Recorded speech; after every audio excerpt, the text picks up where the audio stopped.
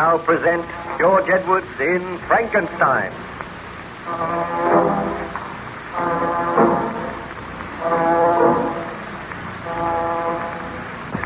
Baron Frankenstein is taking shelter in the good ship Voyager, where he is the guest of Captain Walton.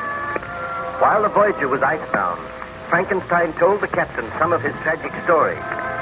He told of the creation of the monster, of its escape and return.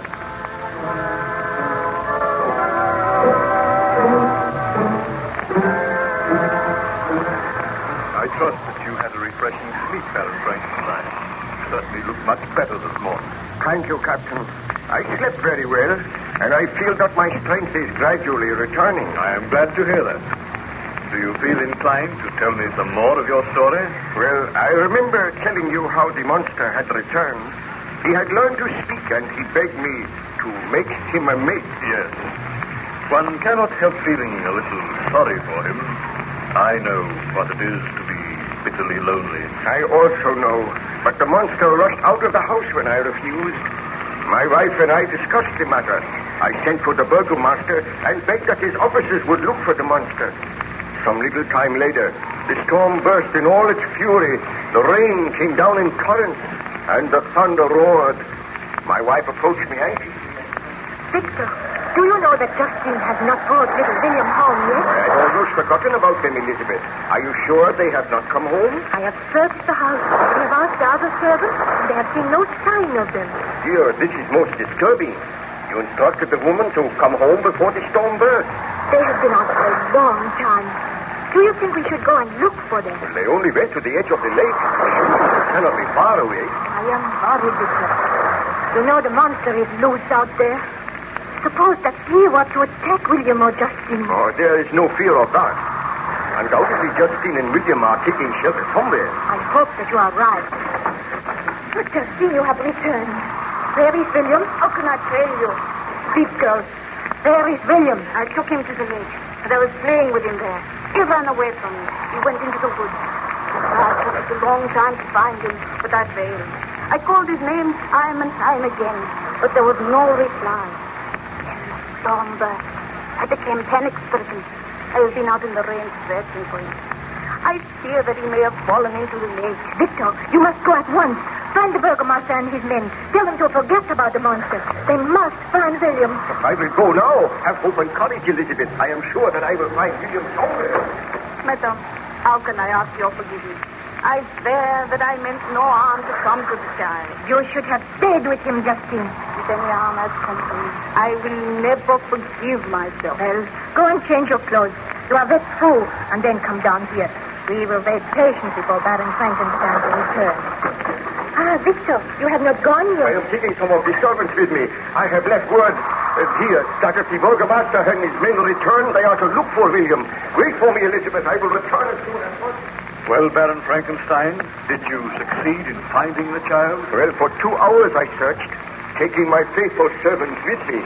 We wandered through the woods, calling the child's name, but there was no reply. At last, somewhat dispirited, I returned home to find my wife and Justine waiting for me as soon as I entered. Victor, is there any news? Did you see any sign of William? Not a sign. He must have fallen into the lake, and it was my fault. Victor, I am distracted. What can have become of William? I do not know, my dear. Did the burgomaster return? He has not been back yet. The storm is abating. Yeah, it is passing. We will continue our search all through the night. Listen. I hear men's voices. So the burgomaster is returning. Bring him in here, Justine. As you command, Baron Frankenstein. Oh, I blame myself for this in a way. Victor, we should never have allowed Justine to take William out today. She should have taken better care of him. She should never have allowed him to stay out of her sight. What is that? A woman screamed. Victor, what can it mean? Burgomaster, what has happened? Who screamed? I am sorry to tell you, Baron Frankenstein, that a tragedy has occurred. My men have found the body of the child, William. William is dead? Yeah, the girl Justine saw his body when we were carrying it in. My men are holding her. Elizabeth, I do not know what to say to you. Burgomaster, Tell us what has happened. I only know that we were searching for this monster of whom Baron Frankenstein spoke. During the course of our search, we looked through some rushes on the edge of the lake, and there we found the body of the boy William. Oh. He was lying face downward in shallow water, and he was dead when we found him. Did you send for a doctor? Yeah, we did.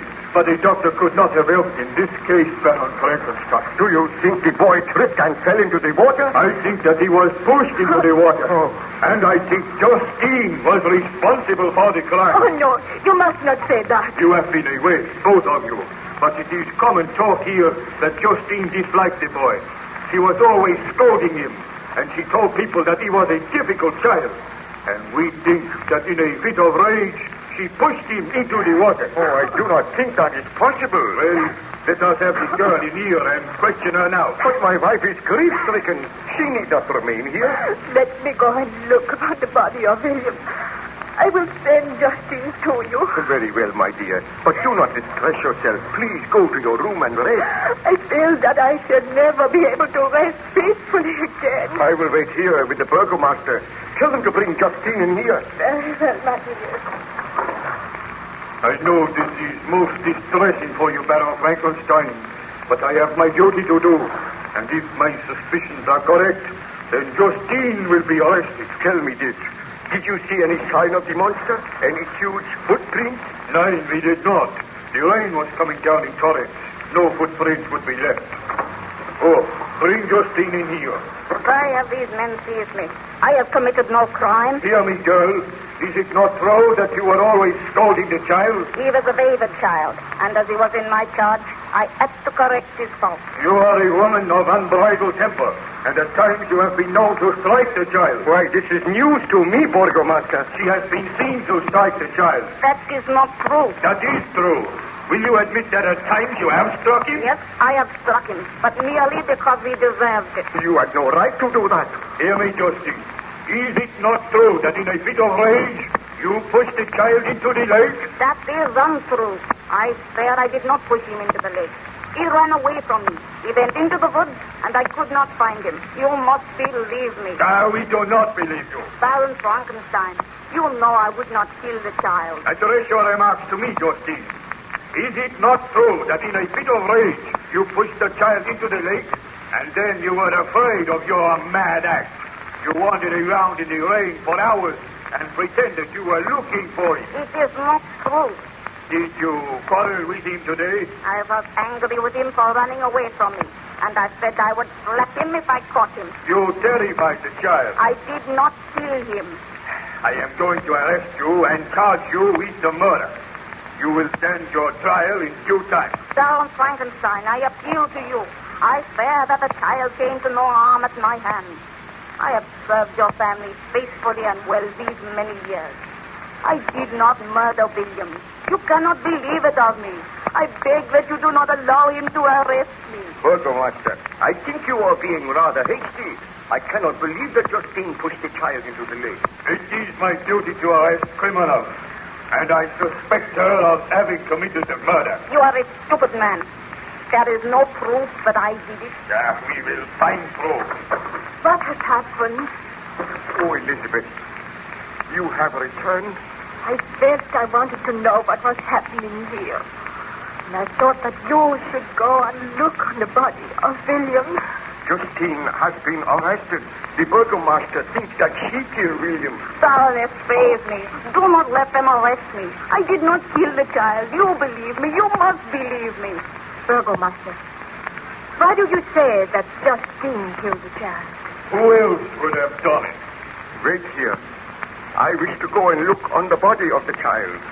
Do not take Justine away until I speak with you again. Very well. We will wait for you, Baron Frankenstein. I will return in a few minutes.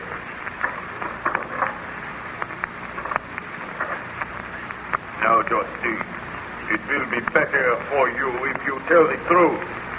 If you confess, then there may be a chance of saving your life. But if you persist in your denial and the court finds you guilty, then you will surely die. But I am not guilty. And I know the Baroness does not believe that I am guilty. Perhaps. The Baroness is not aware that at times you struck the child. Is that true, Justine? I had to correct his faults.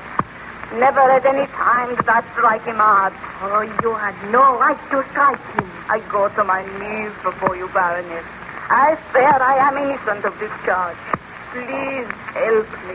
Enough of that, Justine. You shall receive a fair trial. But I am convinced that you are guilty. Burgomaster, this girl is not to be taken from the house. What ails you, Baron Frankenstein? She did not murder the child. What? How do you know? Did you not observe the marks upon the child's throat? He was strangled. The marks were the same as those upon the throat of my poor servant Julio. I am in reality the murderer of that child. The murderer. Baron Frankenstein, what tragedy you have faced. Well, even now, when I think of it, I feel that I loathe that devil. But I cannot die yet. Will you tell me some more of the story? Not now. Let me just rest for a while.